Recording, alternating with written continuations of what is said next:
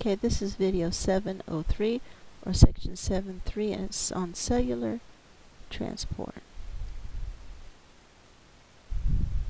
So before we get started, you need to learn about a term called concentration gradient. And defined, it's the gradual difference in the concentration of solutes in a solution between two regions. So say you have, this is a room, just say this is a room, this little blue box here. And over here, you have a high concentration of the solute, and over here, you have a low concentration of it. Well, what's going to happen if this was a gas, say it was a gas, it would move from the high concentration to the low concentration. And when we say it goes from high to low, first of all, it's called diffusion. And then second of all, it's going from with the concentration gradient. Now, if, say, for instance, it happened to move the other way from a low concentration to a higher concentration, let me erase this, then it would be going from what's called against the concentration gradient. So an example of this would be if I were to spray air freshener in one corner of the room, several minutes later you would smell, you could probably smell it in the other corner of the room. Another example is maybe if you were to make Kool-Aid, and say you had water, this is water here, and you just dropped it in there, you didn't stir it. Eventually it would mix throughout the whole beaker or glass or pitcher, whatever it is that you had it in. Another example would be a lump of sugar. Okay, so the water would be able to dissolve the sugar because the sugar is polar. Okay. Now, in your body or in cells, you have what's called diffusion across the membrane. And this would be the same as when the water went across in your egg molecule. If you remember in your egg molecule, or not your egg molecule, I'm sorry, the egg lab, where we had water go in and out of the egg. So water left the egg when it was in the syrup, and water went into the egg when it was put in straight water. But the membrane around the egg would be considered your membrane. So your cell membrane tries to keep homeostasis in the cell. It's very important for homeostasis. And it can monitor substances that enter and leave the cells. So for the most part, or not the most part, so ways that things can go in and out of the cell is through what's called passive transport. Passive transport, and this requires no energy. So that would be just your regular diffusion or your osmosis. On the other hand, you have what's called active transport, and that's where it requires energy. And with active transport, it's going to go against the concentration gradient. These two over here were with it, the concentration gradient, and this one over here is against. Okay? So here's an example of this. Here would be passive transport. Okay, and this is just simple diffusion. Again, we have diffusion across the membrane. Now this diffusion will happen until it becomes an equal concentration on both sides of the membrane. Once there's an equal concentration, we reach what is called dynamic equilibrium. And in this case, molecules are still going across, but now they're going across at an equal rate. So we have an equal rate of movement. Okay? Now this concept here is a little bit hard to understand sometimes. So now we're talking osmosis. Now remember, osmosis is when water diffuses. Okay? Diffusion can be molecules or water. Osmosis is water diffusing. So in this case here, if you look at the left-hand side, you have your membrane, but those molecules are too big to go across. Okay? But the water is not. So what happens, instead of the molecules going across, the water goes across, and it goes against the concentration gradient. Okay? So in this case, it's trying to, in order for the concentration to be the same, you need more water over here. Okay? So you're going to need more H2O on this side. And so what happens is the water is able to go across that gradient, across that membrane against the concentration gradient and spread these molecules out a little bit. Now you have the same concentration on both sides. And when I say concentration, the amount of solute in the same amount of water or in different amounts of water. So it's the same thickness on both sides.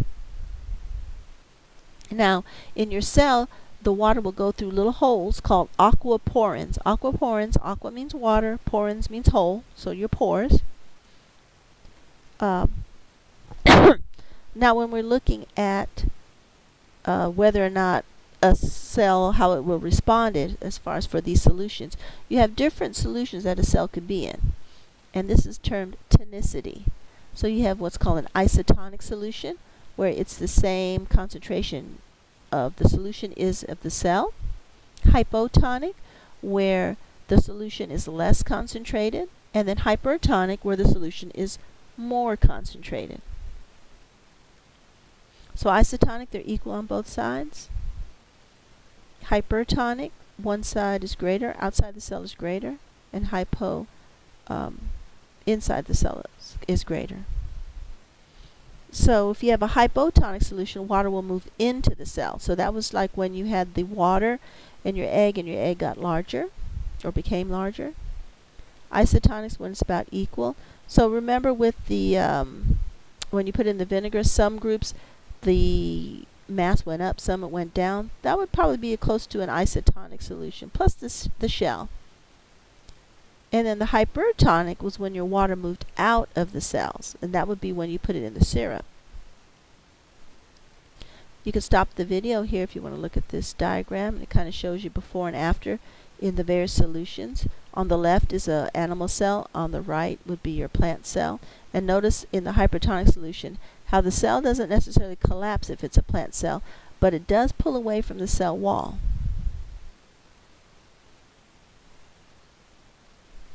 Okay. Here's another picture with showing the plant cells. Now when the plant cell is full in that vacuole, which I talked about earlier this week, that vacuole is full, that exhibits what's called turgor pressure. Turgor pressure is what allows the plant to stand up. So as that vacuole gets full, it firms up and pushes the cell against the cell wall, and all the cells are pushing against each other, so that's what helps the plant to stand back up after you water it. It's wilted, you know, when the plant needs water. Here's another look at that. Okay, another type of diffusion, this is still passive transport, would be facilitated diffusion, and it does not require energy. This is when you use the channels, the protein channels. So it's still with the concentration gradient from high to low. It's just that they have carrier proteins. They could be called transport proteins, or they can be called, what's the other one? Oh, channel proteins. Those all allow molecules to go in or outside of the cell, and there goes with the concentration gradient, and it's considered passive transport. Here's one of those channel proteins right there.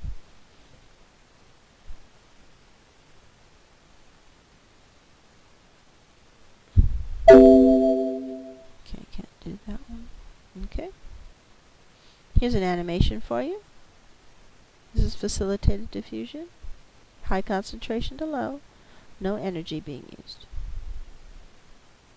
Now active transport, on the other hand, is going from low to high concentration. It requires energy, and it goes, but since it goes against the concentration gradient, it's going to use energy, and usually they're called some type of pump. An example would be a sodium-potassium pump. This is a protein pump. It's also called a proton pump because hydrogen ions are called protons also.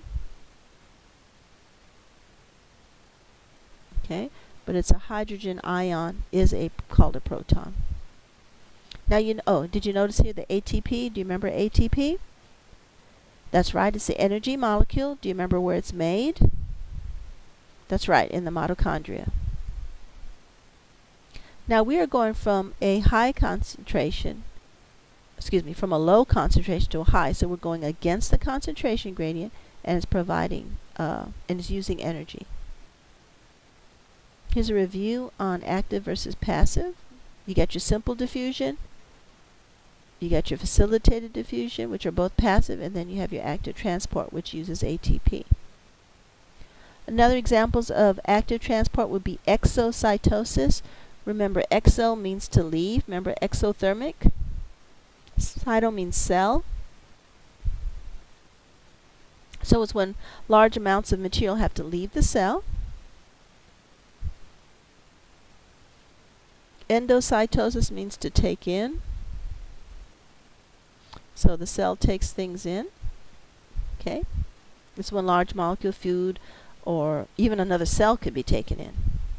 One example of endocytosis is pinocytosis. This is called cell drinking, and that's when the cell takes in liquids.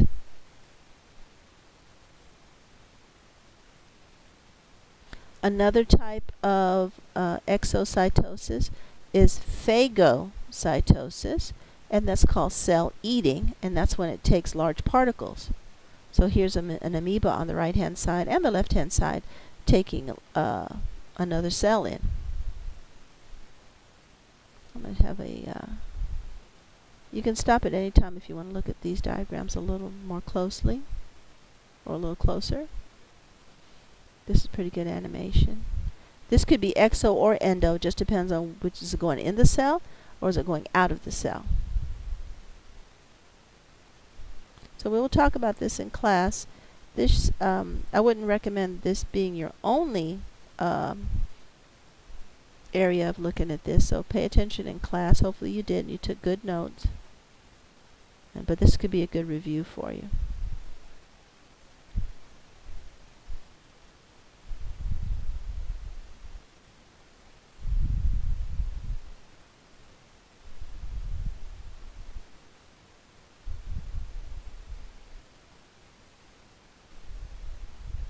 Hopefully you got these review questions right.